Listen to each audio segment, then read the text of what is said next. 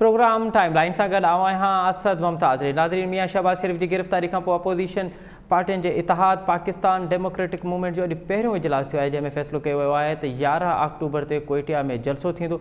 उन सां गॾोगॾु इहो पिणु फ़ैसिलो कयो वियो आहे त जेका लीडिंग हूंदी हाणे पाकिस्तान डेमोक्रेटिक मूवमेंट जी, उहा वक़्तु सिर मरहलेवार तब्दील थींदी रहंदी, ऐं पहिरियों जेका सभ खां पहिरियां जेका लीडिंग जो जेको ॾिनो वियो आहे, ज़िम्मेवारी ॾिनी वई आहे, उहा नून लीग खे ॾिनी वई आहे। ऐं अहसन इक़बाल जेको नून लीग जो जनरल सेक्रेटरी आहे, हाणे उन जे कुलनि ते इहा ज़िम्मेवारी आहे त उहो हिन तहरीक खे हलाईंदो।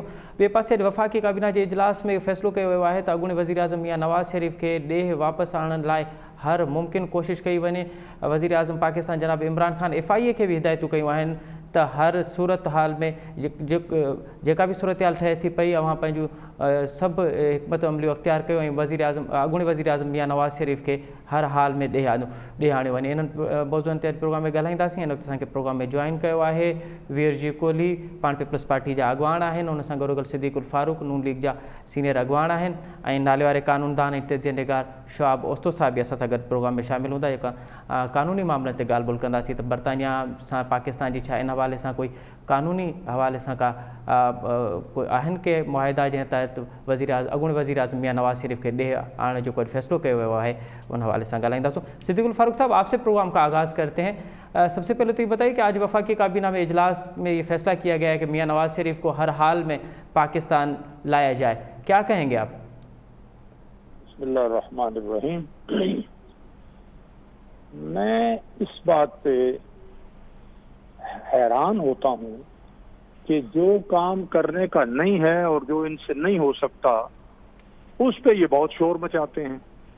ठीक, अब नवाज शरीफ साहब तो अब की बात है, क्या ये अल्ताफ हुसैन को ला सके हैं आज तक?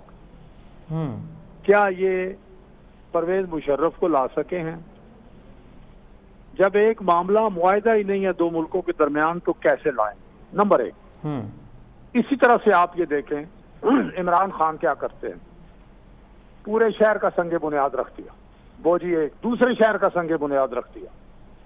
वो जो 50 लाख मकान बनाने का नारा लगाया था, मंशूर में लिखा था 5 मकान भी बनाए हैं इन 2 साल 2 महीनों में। 50 लाख तो छोड़े, 5 मकान। 1 करोड़ लोगों को रोजगार देने का नारा लगाया था, 1.5 करोड़ को बेरोजगार कर दिया। इसी तरह से एक और नारा लगाया कि वो जो मुल्क तरक्की याफ्ता पाकिस्तान और बड़े सगीर के मुल्कों की दौलत लूट के ले गए हैं, वो वापस ले आए, वो वापस दें। तो इस तरह के नारे लगाने से क्या फायदा है?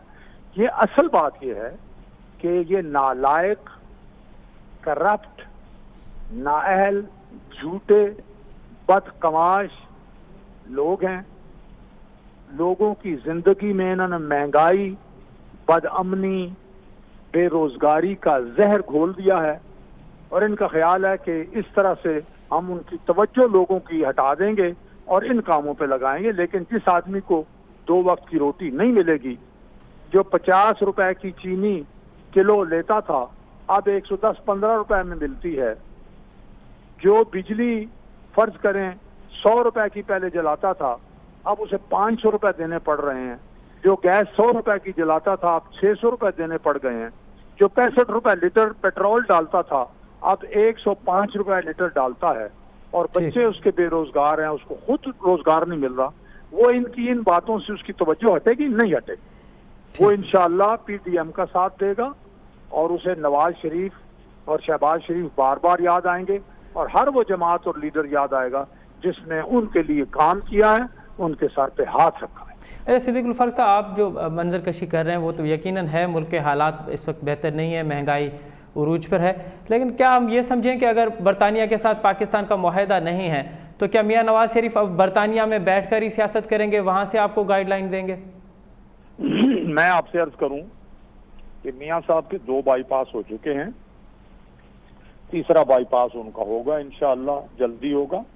और जो ही अल्लाह ताला उन्हें सेहत कामिला अता फरमाए, उन्हें लंबी जिंदगी दे, वो जो ही इलाज उनका मुकम्मल होता है, वो 1 दिन की ताखीर किए बगैर वापस आएंगे, 1 दिन भी वहां ज्यादा नहीं क़याम करेंगे इंशाअल्लाह। ठीक है।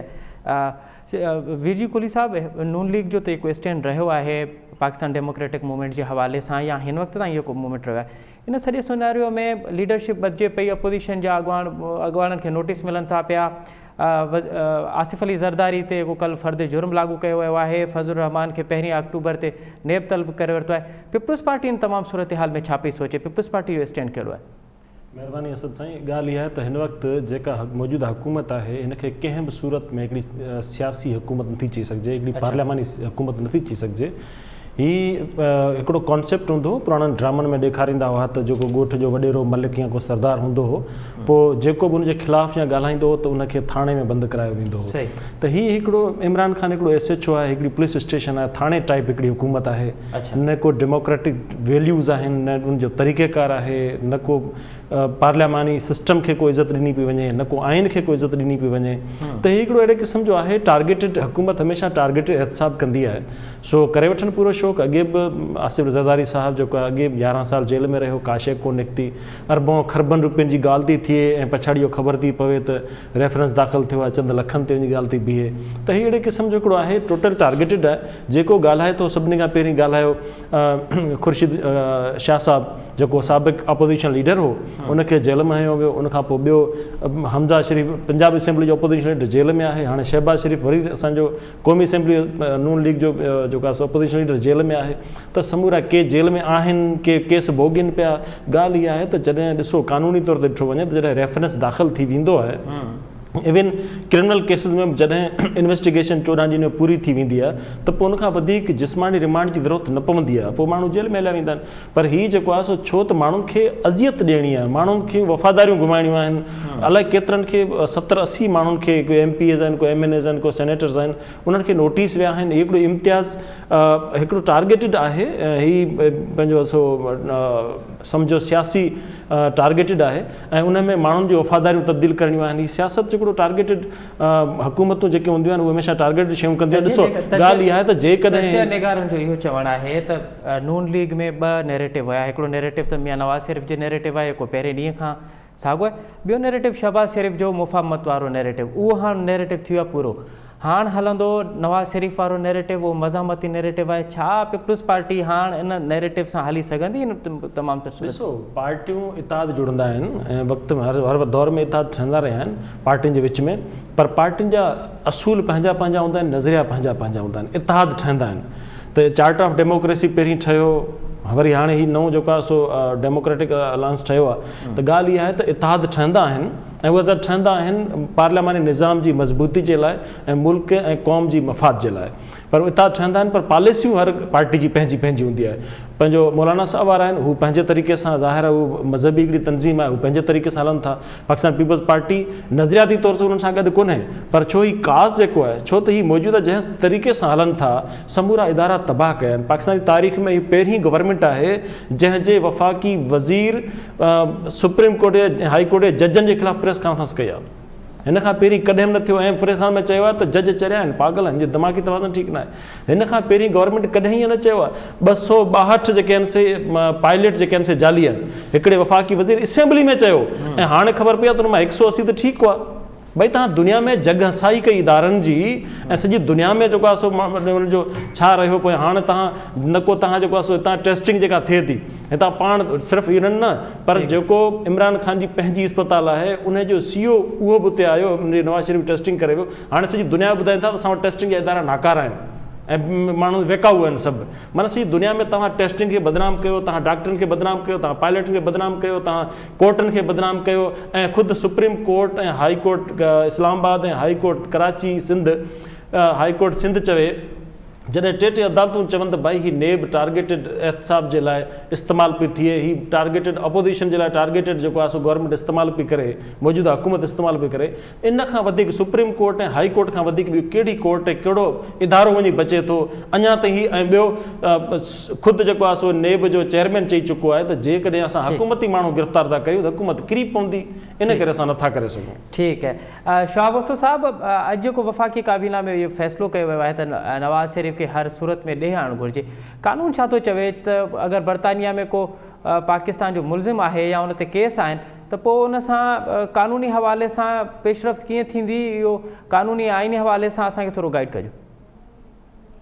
साईं महिरबानी, उते यूके जो जेको सिस्टम आहे उहो रूल ऑफ लॉ जे तहत हलंदो आहे ऐं आमतौर ते जेके अहिड़े क़िस्म जा मामला हूंदा आहिनि उन में हिकु त यूके जो कानून आहे एक्सट्रेडिशन एक्ट आहे 2003 जो ऐं उन एक्ट जो जेको आहे सो उन जा पैरामीटर्स आहिनि कुझु त कहिड़नि मुल्कनि सां तव्हां करे सघो था एक्सट्रेडिशन ट्रीटी ऐं उन्हनि मुल्कनि जे अंदरि जेको निज़ाम आहे उहो केतिरो शफ़ाफ़ आहे, उते जुडिशरी केतिरी इंडिपेंडेंट आहे, उते मौत जी सज़ा आहे, उते पॉलिटिकल विक्टिमाइज़ेशन आहे या न आहे।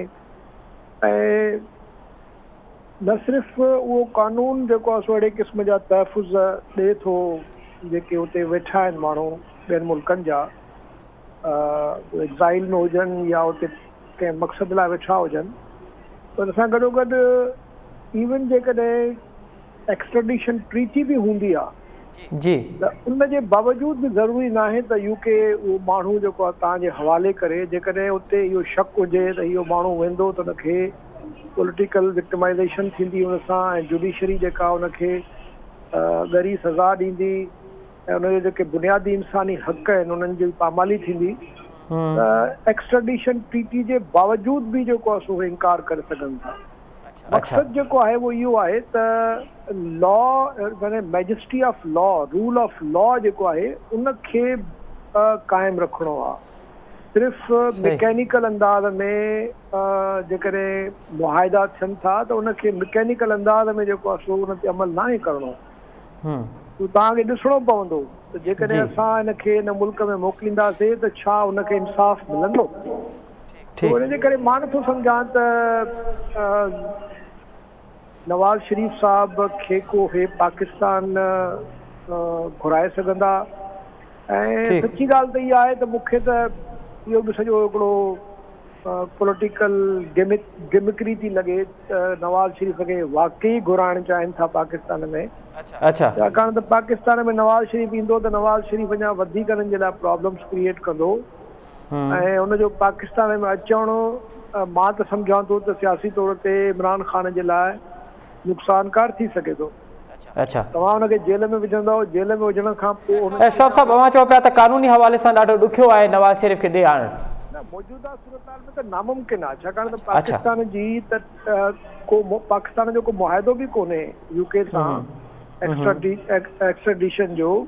पोइ छा इन तमामु तर मामले खां अवां सम्झो पिया त वफ़ाक़ी काबीना में अगरि फ़ैसिलो कयो वियो आहे त नवाज़ शरीफ़ खे ॾे आणण जो, छा वफ़ाक़ी काबीना इन तमामु तर मामलनि खां ला इल्मु आहे, उन्हनि खे ख़बर कोन्हे त बरतानिया सां असांजो कंहिं क़िस्म जो को मुआहिदो न आहे, ईअं ई फ़ैसिला पिया थियनि?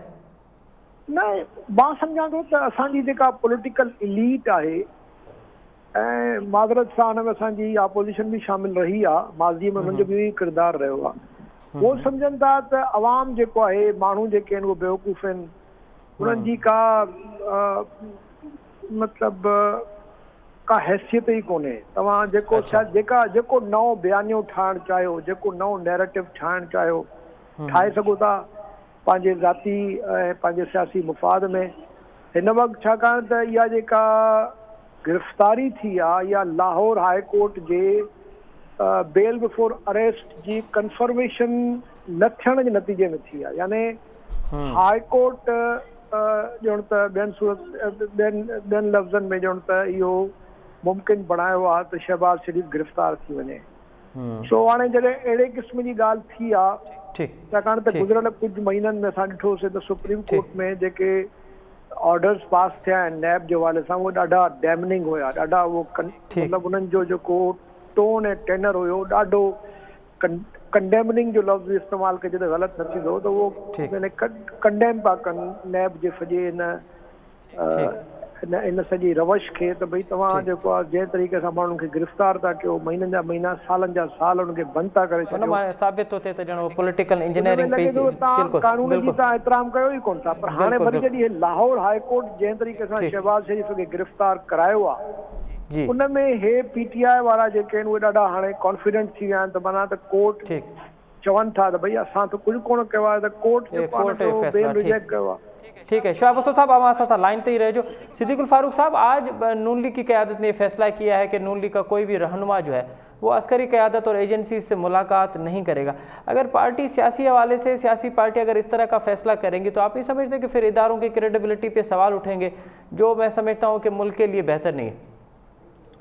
دیکھیے یہ اس لیے ضروری ہے کہ ابھی زیادہ دن نہیں ہوئے کہ چیف آف آرمی سٹاف نے کہا کہ جی ہمیں سیاست سے الگ ہی رکھیں, ہم سیاست میں مداخلت نہیں کرتے. ٹھیک, تو پھر سیاستدانوں کی ملاقات ان سے ہونی نہیں چاہیے. اگر کوئی ملاقات ہے, کوئی بات کسی کی وضاحت کرنی ہے تو پارلیمنٹ کی کمیٹی کے ذریعے پارلیمنٹیرینز کو وضاحت کریں یا پھر حکومت سے بات کریں. ان کا کوئی سیاسی کردار نہیں ہے. آئین کے اندر جو بھی ادارہ رہے گا اس کی عزت بھی ہوگی, اس کا کردار بھی ٹھیک ہوگا, یہی ملک کے لیے مفید بھی ہے. یہی بات قائد اعظم محمد علی جناح رحمۃ اللہ علیہ بانی پاکستان نے کوئٹہ میں 1948 میں خطاب کرتے ہوئے کہی تھی کہ فوج اور سارے اداروں کو منتخب سویلین حکومت کے احکامات کی پابندی کرنی ہے اور انہیں قانون اور آئین کی پابندی کرنی. تو آئین میں کوئی کردار نہیں ہے کہ فوج کا سربراہ یا دوسرے لوگ اٹھیں فوج کے اندر کے اور ملاقاتیں کریں یا ملاقاتوں کو بلائیں.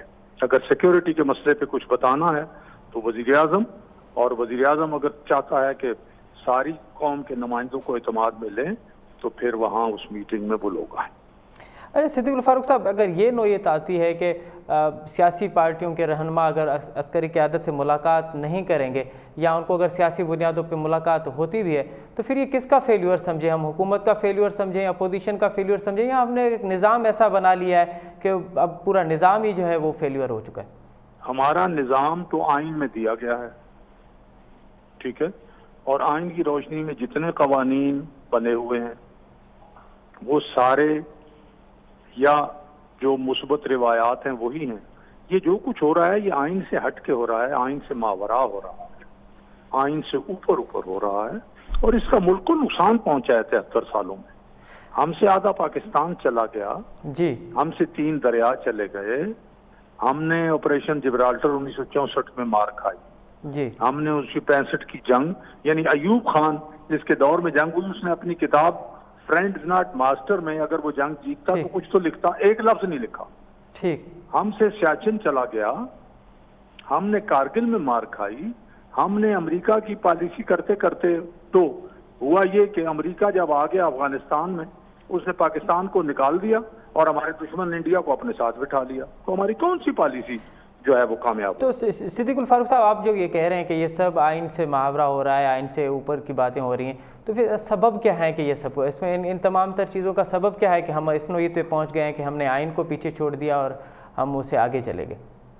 دیکھیے میں یہ سمجھتا ہوں کہ ہمارا دشمن یہ چاہتا ہے کہ پاکستان کبھی بھی آئین اور قانون, پاکستان میں آئین اور قانون کی حکمرانی نہ ہو.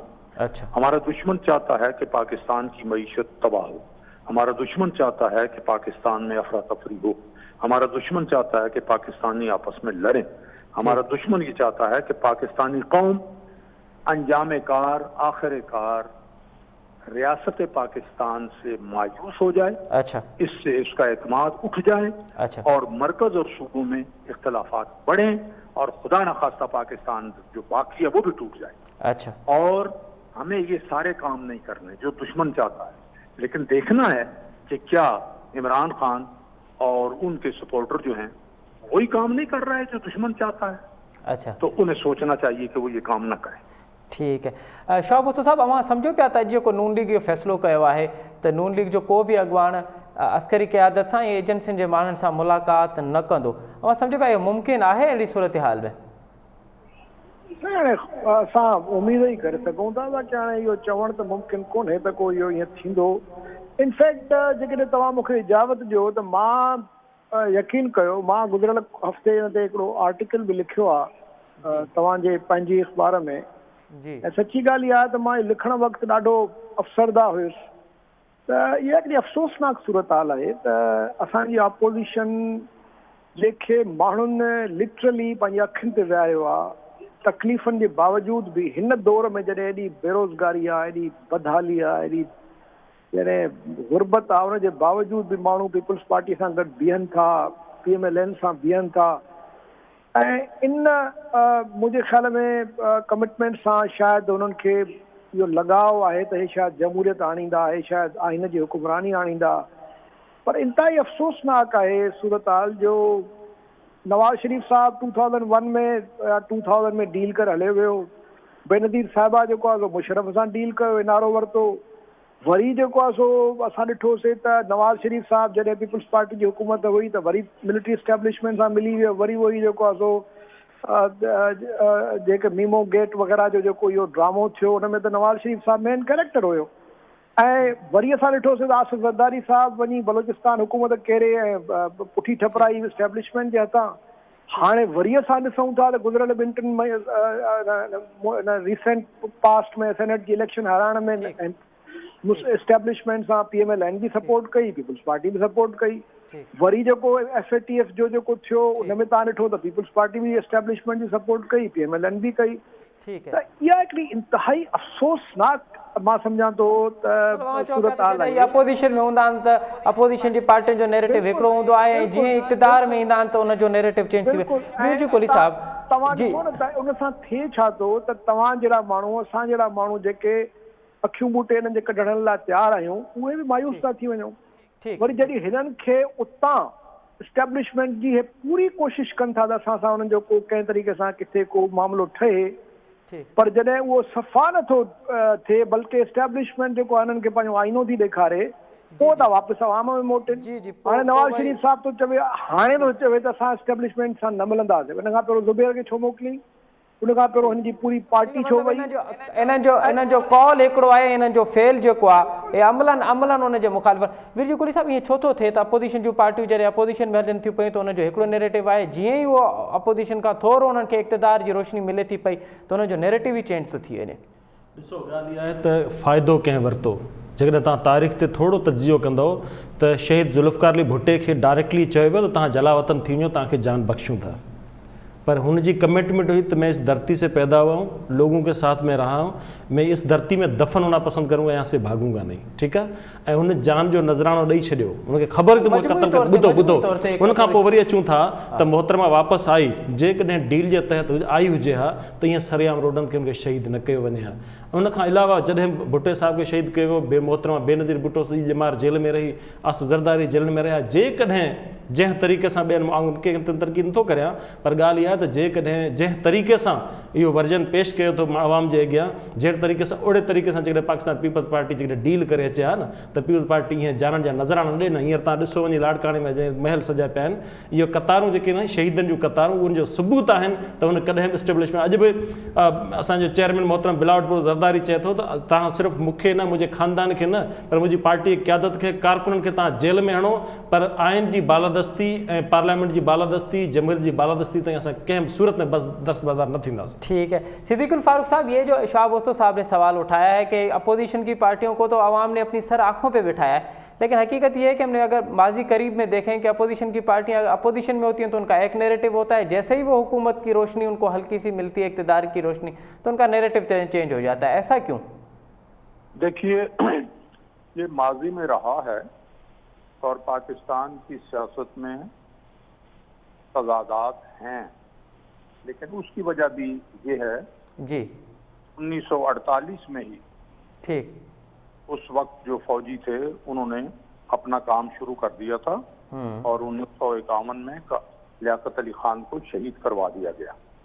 फिर उसके बाद अयूब खान आया तो 1300 से लेकर 6000 तक जो तहरीक पाकिस्तान के लोग थे, लीडर थे, जो पाकिस्तानी कौम के लिए दुख दर्द रखते थे दिल में और उनके लिए काम करने वाले, सबको सियासत से निकाल के बाहर कर दिया, ऐब्दुल लगा दिया। ठीक है। ये फिर जो सिलसिला है उसके बाद फिर आपको पता है डैक और डैक के बाद फिर टेक ओवर कर लिया या खान ने और मुल्क टूट गया।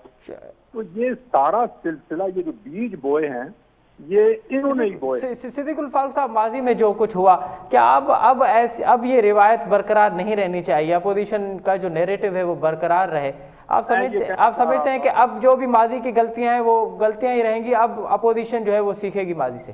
जी, मैं ये कह रहा था कि इस तरह फिर जब ARD बनी, मीसाक जमहूरियत हुआ, तो फिर मामलात बेहतर हुए, लेकिन फिर ये बदकिस्मती से मीसाक जमहूरियत का एक बहुत बड़ा किरदार मोहतरमा बेनज़ीर भुट्टो साहिबा शहीद हो गए।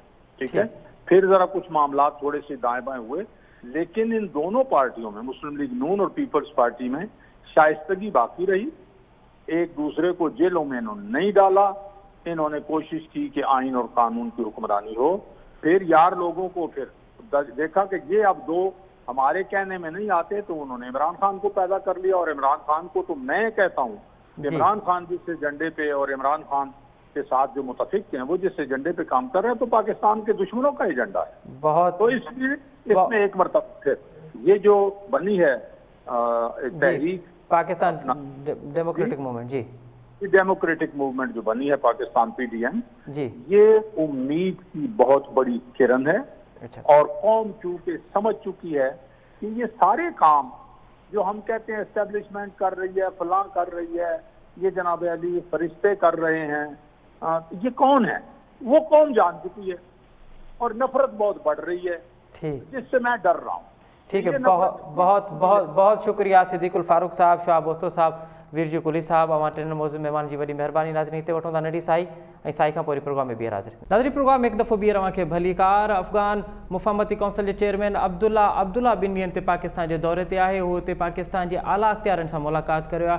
अॼु हुन वज़ीर आज़म पाकिस्तान सां मुलाक़ात कई आहे ऐं काल सॼो ॾींहुं हू शाह महमूद कुरैशी सां मुलाक़ातूं कयूं, मुख़्तलिफ़ हवालनि ते उन्हनि डिस्कस कई आहे। इन खां अॻु में अफ़गान सदर अशरफ गनी पाकिस्तान अची चुको आहे ऐं उन खां अॻु में अमरीका ऐं तालिबान जे विच में हिकु ॻाल्हियूं थियनि थियूं पियूं त तालिबान जा जेके नुमाइंदा आहिनि मुला ब्रादर्स, उहे बि पाकिस्तान जो दौरो करे चुका आहिनि ऐं अफ़गान जेको पीस प्रोसेस आहे उन ते ॻाल्हि ॿोल्हि थी आहे। इन सूरत हाल में अब्दुल्ला जो पाकिस्तान में अचणु जो कहिड़ो मैसेज आहे, उन ते जेके ॻाल्हियूं कयूं आहिनि उन मां छा थो ज़ाहिर थिए। इहा का ॻाल्हि पई हले त अफ़गानिस्तान जे तालिबान ऐं अमेरिका जे विच में हिकु ॻाल्हियूं हलनि थियूं पियूं, उन में को ब्रेक थ्रू थियण वारो आहे। 2 ॾींहं अॻु में वज़ीर आज़म पाकिस्तान इमरान खान अमरीकी अख़बार में हिकिड़े आर्टिकल में लिखियो आहे त हिननि हालतुनि में अमरीका जो अफ़गानिस्तान में जल्दी वञणु जेको आहे उहो हिन ख़िते लाइ बहितर न हूंदो, उहो वधीक परेशानियूं साबित करे सघे थो। इन ते तर्जो वठंदासूं। इन ते असांखे जॉइन कयो आहे साबिक़ सफ़ीर ज़फ़रुल्लाह शेख साहब। ज़फ़रुल्लाह शेख साहब, अस्सलाम वालेकुम। वालेकुम सलाम। अच्छा ज़फ़रुल्लाह शेख साहब, हिकु तरफ़ असां ॾिसूं था पिया त अफ़गान तालिबान ऐं अमेरिका विच में ॻाल्हियूं हलनि थियूं पियूं, उन सूरत हाल में अब्दुल्ला जो हीअ हिकु दौरो आहे, इन खे कीअं था ॾिसो? ये दौरो जेको आहे तमामु इम्पोर्टेंट आहे ऐं मां सम्झां थो हुन में तव्हां पाण जीअं चयो त एक्चुअली असल मक़सदु जेको आहे सॼो जेको हिन दौरे जो मूंखे जेको लॻे थो त हाणे अब्दुल्ला जी विज़िट ॾाढी इम्पोर्टेंट आहे। अफ़गानिस्तान में 2 धड़ा आहिनि, गनी जी हुकूमत ऐं ॾिसो अब्दुल्ला जी तव्हांखे यादि हूंदो शुरू में हिक ॿिए खे कोन पिया ॿुधनि, हुन त मां खटियो आहे इलेक्शन, हुन चयो त मां खटियो इलेक्शन, अहिड़ी तरह हुते 2 धड़ा थी विया। हाणे इहो त आहे नॉर्दर्न अलायंस में जेको सॼो सिलसिलो आहे, मां हुन डिटेल्स में कोन वेंदुसि, तमामु वॾी हिस्ट्री आहे।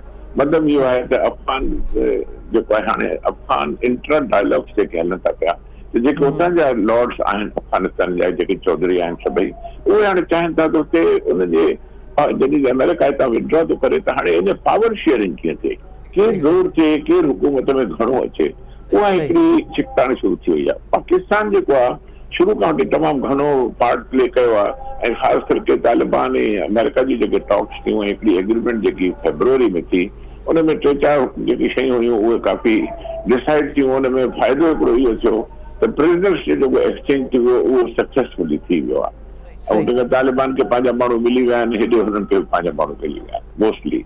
हाणे हुते छा आहे थोरो घणो सीज़फायर जे लिहाज़ खां उहो बि मतिलबु जेको टेंशन हिकिड़ो अफ़गानिस्तान में, हाणे जेको प्रोग्राम आहे त अफ़गानिस्तान में पीस कीअं थिए, अफ़गानिस्तान में स्टेबिलिटी कीअं थिए, अफ़गानिस्तान में डेमोक्रेसी कीअं थिए, अफ़गानिस्तान जी शेयरिंग जेकी थी बार शेयरिंग उहा कीअं थिए।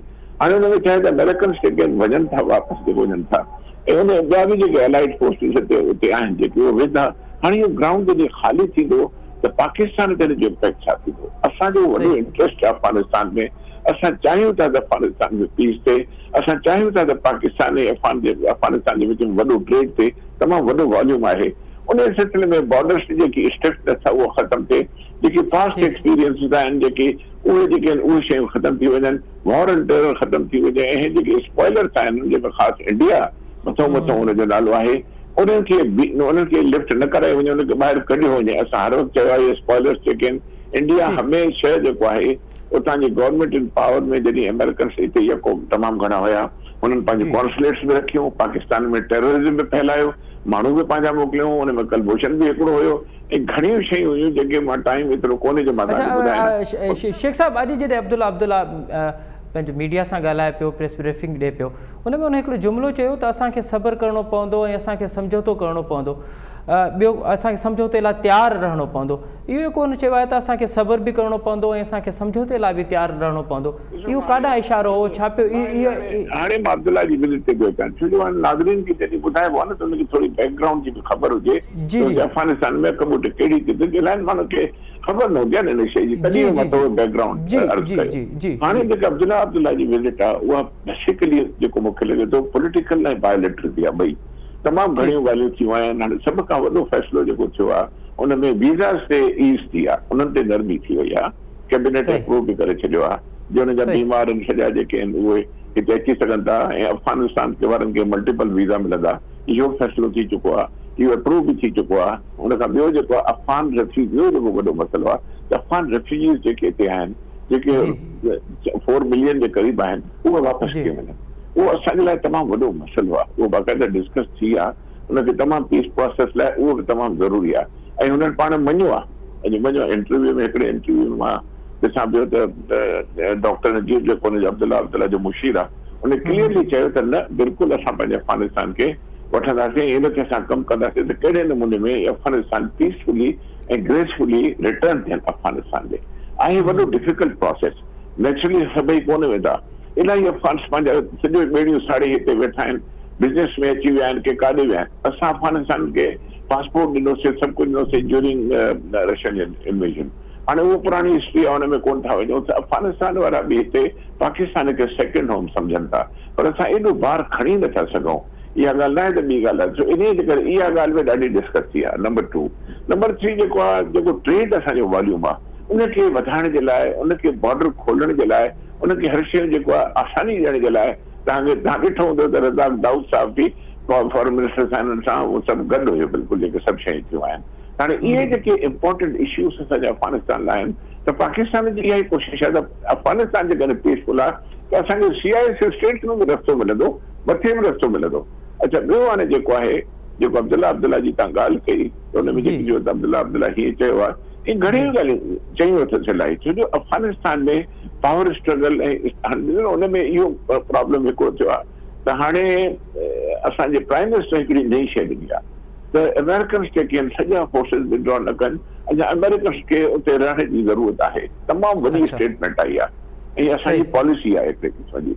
मां सम्झां थो इहो वाक़ई जेको प्राइम मिनिस्टर चयो आहे उहो बिल्कुलु ज़रूरी आहे, छो जो जेकॾहिं हितां अमेरिकन्स ऐं एलाइड फोर्सिस निकिरी विया सॼा, त अफगान वॉर लॉर्ड्स एॾी पाण में उते सिविल वॉर लॻी वई। उन सिविल वॉर खे अवॉइड करण जे लाइ असांजे प्राइम मिनिस्टर चयो आहे, प्राइम मिनिस्टर साहब इहो इनिशिएट तव्हांखे यादि हूंदो, जॾहिं पावर में आयो त इमरान खान साहब जेको शुरू में इहे चयो त अफगानिस्तान जे इशू खे सॉल्व थियणु खपे, असांजो नेबर आहे, हुन में पर हाणे हिंदुस्तान हमेशह वॾी उते गुंडागर्दी शुरू कई, कॉन्सुलेट्स खोलियूं, टेररिज्म फैलायो, गंदा माण्हू असांजे मोकिलियूं, इकोनॉमी ते असांखे इम्पैक्ट थियो, पोइ बदमाशी खां मुड़ियो कोन्हे, अञा ताईं कोन थो मुड़े पोइ। जी शेख साहब, हिकु दफ़ो असां हिकु दफ़ो ॿीहर अब्दुल्ला जे दौरे ते अचूं था पिया।